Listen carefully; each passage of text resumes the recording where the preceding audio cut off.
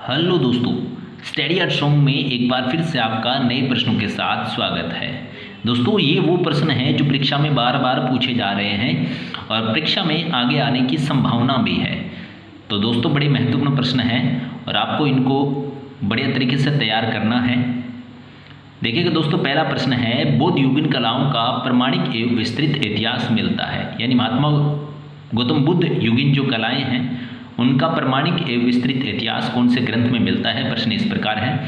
पहला जो ऑप्शन है वो है आपका नाट्य शास्त्र में मिलता है, दूसरा है चित्रलक्षण में मिलता है और तीसरा है ललित विस्तार में मिलता है या फिर मानसोल्लास में मिलता है।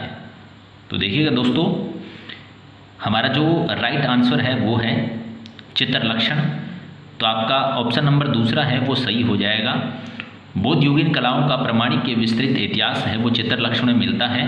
दूसरा प्रश्न है दोस्तों, Indian society of oriental art की स्थापना कब हुई थी। यानी Indian society of oriental art है एक संस्थान है जिसकी स्थापना कब हुई थी। तो ए ऑप्शन है इसका 1905 में हुई थी, बी है 1901 में हुई थी और सी है 1913 में हुई थी और डी है 1907 में हुई थी। तो दोस्तों, आपको बताना है Indian society of oriental art की स्थापना किस वर्ष में हुई थी। तो आपका ऑप्शन है वो 1907, यानी डी ऑप्शन आपका सही हो जाएगा। 1907 में Indian society of oriental art की स्थापना हुई थी। अगला प्रश्न है, सुनैना देवी चित्रकार है, एक महिला चित्रकार है सुनैना देवी, और वो कौन सी शैली से संबंध रखती है। प्रश्न इस प्रकार का है। तो पहला जो ऑप्शन है वो है पटना शैली से संबंध रखती है या फिर बंगाल शैली की कलाकार है या कालीघाट शैली की कलाकार है या कंपनी शैली की कलाकार है। तो दोस्तों, आपका प्रश्न है वो सही हो जाएगा। ये सुनैना देवी है वो एक बंगाल शैली की चित्रकार थी। तो बड़ा ही अच्छा प्रश्न है, इसको नोट कीजिएगा। इस प्रकार के प्रश्न हैं वो परीक्षा में अब पूछे जा रहे हैं। अगला प्रश्न है, वह कलाएं जिनके द्वारा रूप का सर्जन होता है कहलाती है।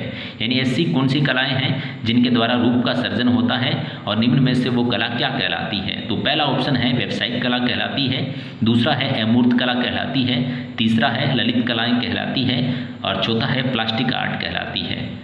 तो निम्न में से ऐसी कलाएं जिसके द्वारा रूप का सर्जन होता है वो प्लास्टिक आर्ट कहलाती है। आपका चौथा ऑप्शन है वो सही हो जाएगा। अगला प्रश्न है, लिपिट व घिर्रा चित्रण कहलाती है। यानी लिपिट व घिर्रा चित्रण है वो निम्न में से किसे कहा जाता है। तो ऑप्शन नंबर पहला है, ये नोट करने वाला प्रश्न है दोस्तों। इस प्रकार के प्रश्न हैं वो अब परीक्षा में पूछे जा रहे हैं, तो आप इसके ऊपर नोट लगा लीजिएगा। तो पहला ऑप्शन है चित्रों के सेट को कहा जाता है लिपिट व घिर्रा, या फिर चित्रण की प्रविधि को कहा जाता है, या चित्रण शैली को कहा जाता है, या स्वतंत्र चित्रण को कहा जाता है। तो ऑप्शन पहला जो है वो है चित्रों के सेट को लिपिट व घिर्रा चित्रण कहा जाता है। तो आपका पहला ऑप्शन सही हो जाएगा। अगला प्रश्न है, किसी भी वर्ण के कितने भेद होते हैं। जैसे कोई हमने एक रंग लिया, उसके कितने भेद होते हैं। तो देखिएगा, उसके भेद होते हैं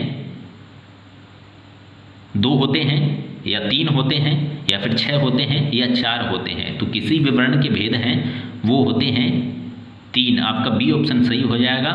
ये भी नोट करने वाला प्रश्न है। अगला प्रश्न है, बहुत ही शानदार प्रश्न है, फ्रेस्को सेको प्रविधि में चित्रण किया जाता है। यानी फ्रेस्को सेको में किस प्रकार से चित्रण कार्य किया जाता है, इस प्रकार का प्रश्न है ये।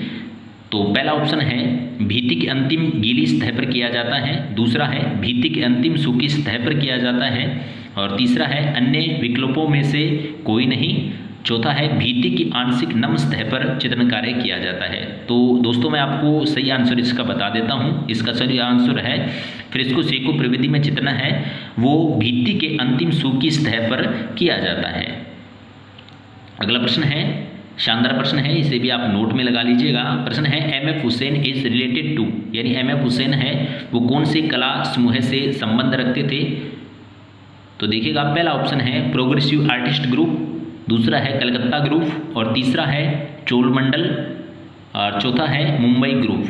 तो एम.एफ. हुसैन का जो रिलेटेड संबंध था, मतलब कहने का ये है कि वो कौन से ग्रुप से संबंध रखते थे।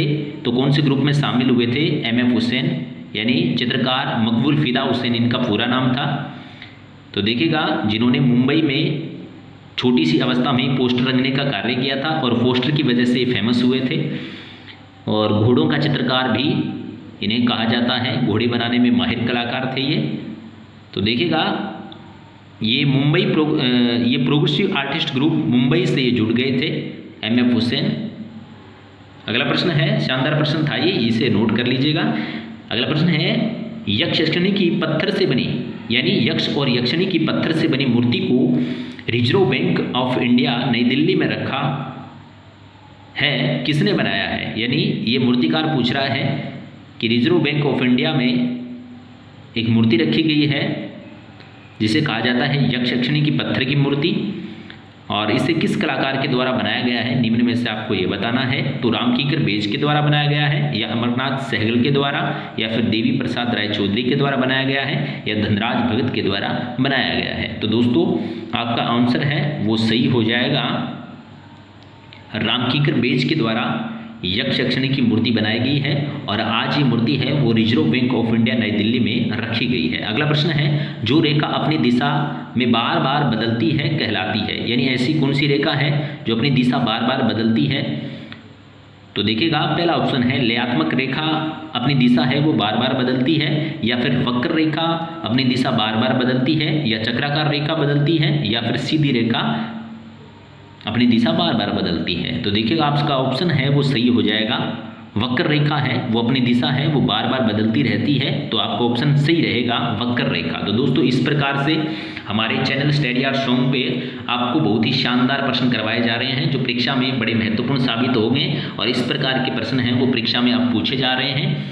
तो दोस्तों आप हमारे चैनल से जुड़ेगा और अपने दोस्तों को भी ये वीडियो शेयर करें, वीडियो को लाइक करें, और हमारे द्वारा दी गई जो जानकारी है वो आपको अच्छी लग रही है तो कृपया करके हमारे चैनल को सब्सक्राइब करें,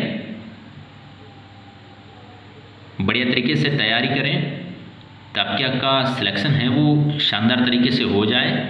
काफ़ी मेहनत करनी पड़ेगी आपको दोस्तों, अगर इसी प्रकार आप मेहनत